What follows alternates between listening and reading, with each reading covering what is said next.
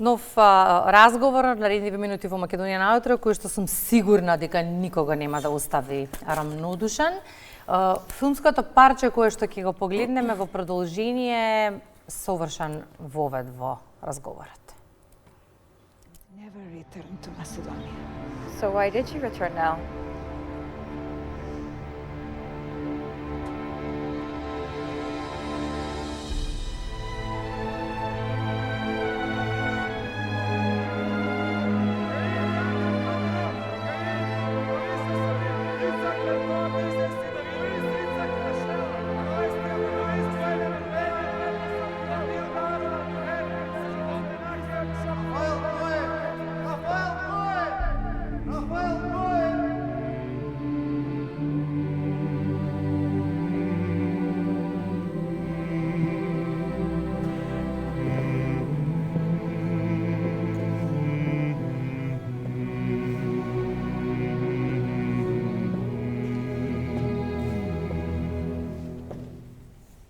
Nos encontramos de nuevo, Papeku. ¿Te recordáis de mí? Tu física, que entonces sintió su corazón y huyó de ti. Y tú y el hombre que quise ya están muertos muchos años atrás. Sé que ya yo vengo presto. No antes de morirme. Quiero mostrarte algo.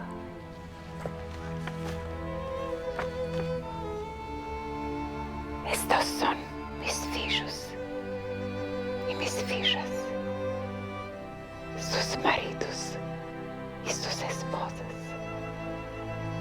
mis nietos y sus filhos.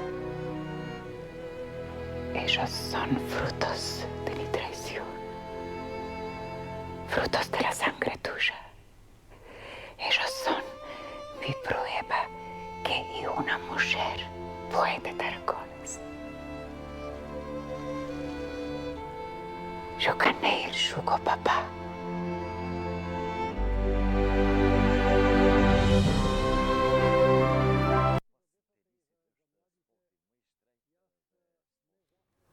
Нета Коен е вистинската хероина врз основа на чий живот е изграден ликот на Ребека од филмот Трето полувреме на Дарко Митревски. Една од неколкуте преживеани од нејзината фамилија, која тој Кобен 11 март беше депортирана во логорот на смртта Треблинка.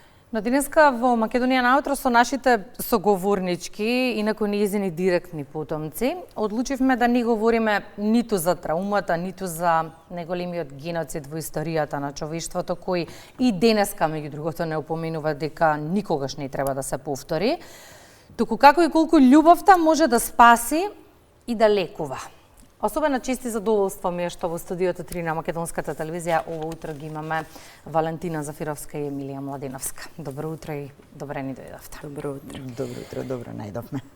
Еве на самиот старт на разговорот, да кажеме зошто го погледнавме парчето од Трето полувреме, тоа впрочем го спомна премалку и Ване. Животот и љубовта на вашата баба и вашиот дедо се инспирација за сценариото на Трето полувреме, приказна која што и ден денес никого не остава рамнодушен, бузди различни емоции и останува во колективната меморија долго. Но пред да проговориме за истата, би сакала да ве навратам години наназад. Што вашата баба ви раскажуваше за неа, за нејзиниот живот, пред да изгуби практично се тој Кобен 11 март 43-та година? Да, баба ми често ни раскажуваше за нејзиното детство, бидејќи тоа беа и нејзините единствени спомени од нејзиното семејство. Таа потекнува од типично традиционално еврејско семејство, кое што живееле во еврејското мало и е четвртото дете на Аврам и Беа Коен. При самото раѓање на баба ми, нејзината мајка починува, таткото останува со 4 мали деца, па баба Нета е дадена на едно турско семејство за да ја дои, за да ја израсне и тие премногу ја засакуваат баба Нета, а исто така и баба Нета нив премногу ги засакува и поминува живот со нив и постојано ги посетувала и го има научено и нивниот јазик, па затоа може да се каже дека покрај ладино јазикот, македонскиот и нејзин трет мајчин јазик и турскиот јазик. Понатака незиниот татко се преженува, имаат уште еден брат во семејството, подоцна и уште една сестра. Стално ни кажуваше дека во незиното семејство постоела хармонија, почит, дека слободно ја практикувале својата религија и традиција. Секоја сабота оделе во синагога, си ги празнувале своите празници. Исто така ни прераскажуваше дека како млади се собирале, кој знаел да пее, кој да свири виолини, гитари, играле, танцувале. Значи, животот им бил навистина многу убав. Секоја птица лета во своето јато. Ова е една од попознатите реплики во филмот Трето полувреме, но токму излегувањето од јатото ја спасува вашата баба. Кој не ја знае приказната чисто краток вовед, вашиот прадедо не можел да ја прости љубовта на вашата баба со православен христијанин, но тоа на крајот ја спасува. Така е.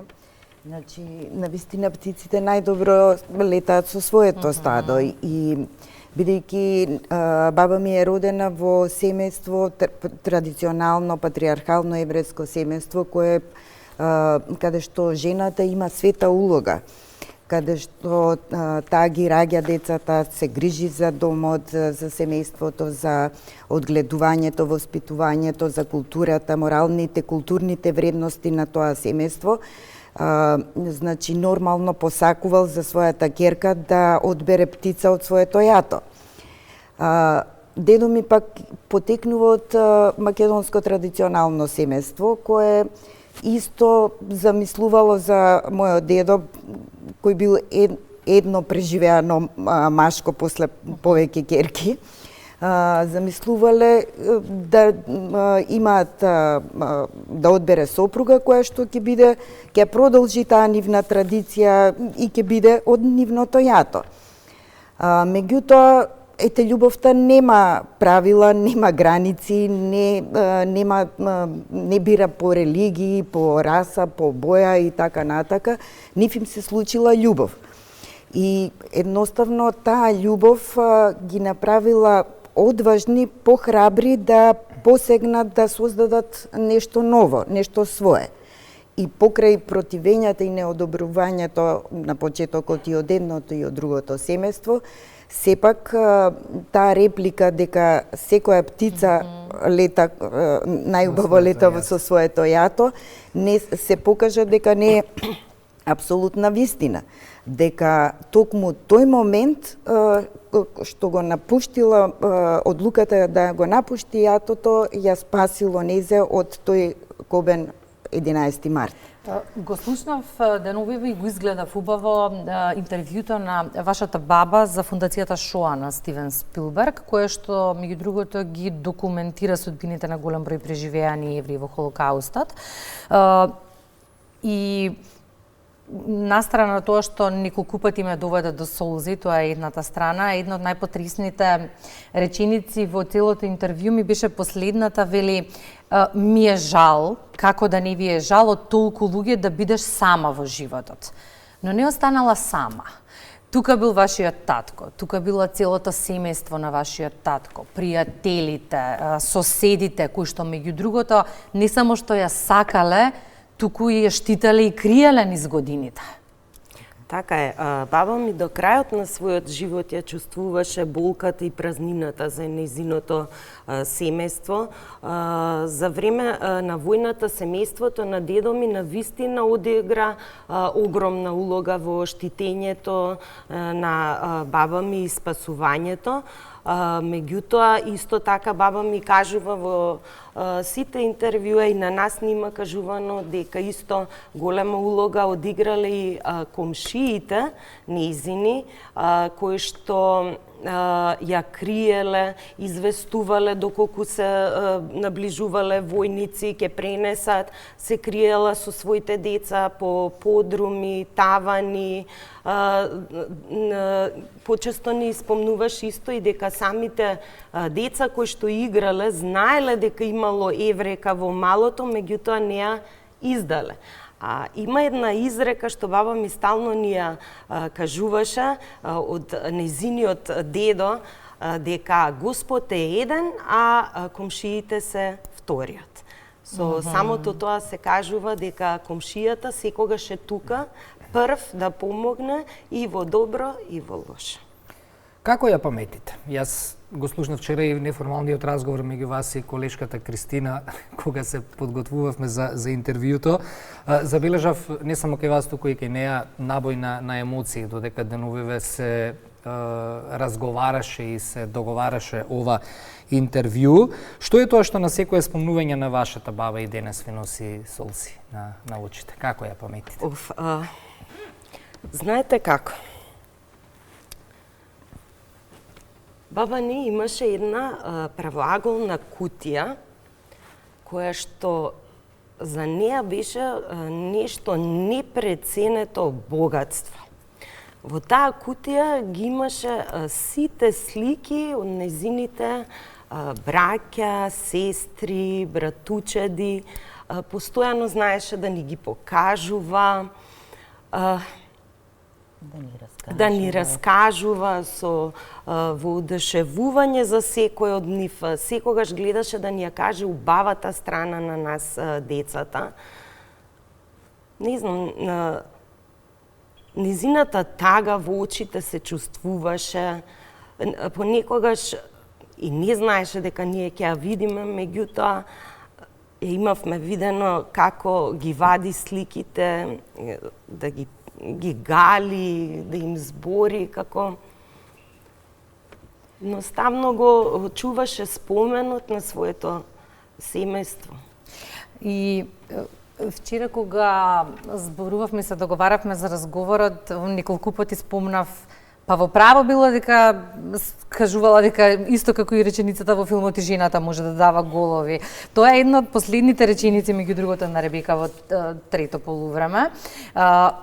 Токму таа, со својата љубов и тврдоглавост да преживее, со својот пркос, дури и во невреме и во лоши времења, успева да создаде семејство.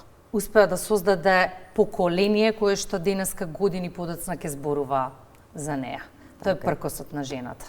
Така е, многу жени познавам што дале гол и баба ми е една од тие што на животот му даде гол. Таа ја оствари својата цел, својата идеја да во целиот тој хаос, да кажем, што се одвиваше за време на Втората светска војна, значи да создаде семејство, да создаде потомство, да не научи да веруваме во вредности, во хуманост, во љубов и на тој начин ни пренесе како да кажем, благодарејќи на тој нејзин избор, ние сега сме тука заедно, сведочиме и здрави, прави, живи сме како потомци, сплотени како семејство. Знаете што ми е најфасцинантно во целата приказна, што вие сте први братучетки. Во денешно време, кога навистина се отуѓуваме, кога ова брзо време толку не јаде, се помалку размислуваме на фамилијата, зборувам за нели, освен за браќата и сестрите. Вие сте буквално како сестри.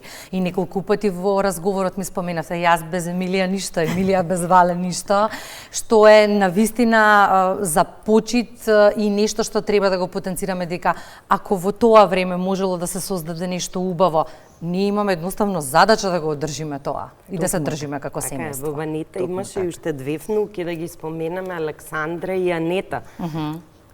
Значи, сите ние навистина живееме како сплотено семејство. Таа љубов што ја имаше баба ни за животот, за нас, за луѓето околу себе, едноставно не научи дека има поголеми вредности, дека не треба вниманието да биде на злото, дека треба да го соучиш, да знаеш за него, да можеш да се справиш.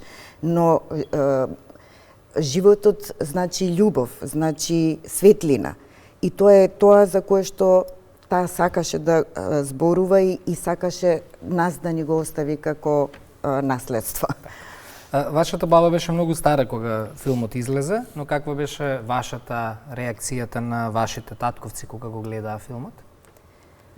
Неколку пати видовме сегменти во текот на разговорот. Се подигнаа многу емоции, нормално сеќавања, разговори и така натака. Баба ми не можеше да го гледа филмот, меѓутоа ете нашите родители како да кажам прва генерација на преживеаните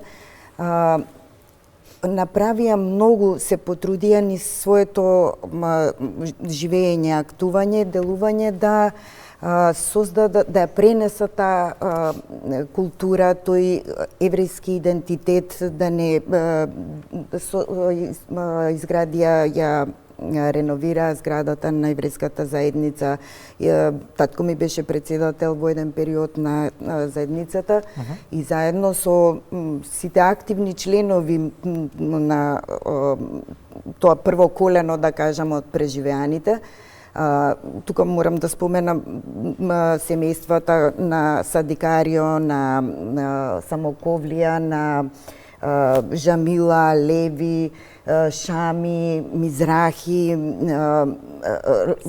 Саркисјан, Хелман, Ави, да, Блаер, многу семејства практички кои што сплотено работеа, действуваа за да го одржат тој идентитет во Македонија, да се изгради музеот на Холокаустот, се постави историски податоци, поставката во музеот, така да ние продолживме да живееме и покрај тоа што како објекти, како идентитети се посебни заедницата и музеот, меѓутоа ете они не научија едноставно да живееме како едно пошироко големо, нашето големо еврејско семејство што ние дома обично така го викаме. Тука имаме можност да празнуваме празници, да практикуваме обичаи и така натака и да се запознаеме и учиме за нашите корени.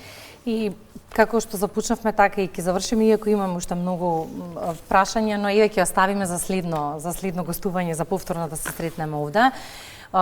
Денешниот датум не потсетува на момент од историјата за кој треба гласно да говориме. Да се потсетиме ние возрастните, кој веројатно треба да резонираме разумно и да знаеме дека ова нешто не треба да се повтори, но да ги научиме и младите за тие да знаат. Дотолку драго ми е што во денешното издание на Македонија наутро зборуваме со имиња и со презимиња на луѓе кои што имале среќа да преживеат и да создадат нешто убаво. За крај на разговорот, што вие ги учите вашите деца? Па најпрво ние имаме обврска да се сеќаваме на овие членови од нашите семејства кои што така изненадно ги загубија животите тој ден на 11 март. Значи да ги препознаеме сите облици на злото и да продолжиме да говориме, да учиме за историјата, за нашите корени, да ги учиме на соживот, на хармонија, на помош, на соработка и едноставно да не дозволиме никогаш, никому и никаде да не се случи овакво нешто. Не сте сами, тоа го чувствувате така? Дефинитивно. И благодарам на целата јавност што не поддржа ни сите овие години и што ни даде можност да раскажеме преку нашата приказна една тажен дел од историјата на Македонија. Има уште многу приказни кои излегуваат од оваа приказна, но ќе оставиме друго издание за утринската програма да ги раскажеме. Благодарам за гостувањето. Ви благодарам и на вас.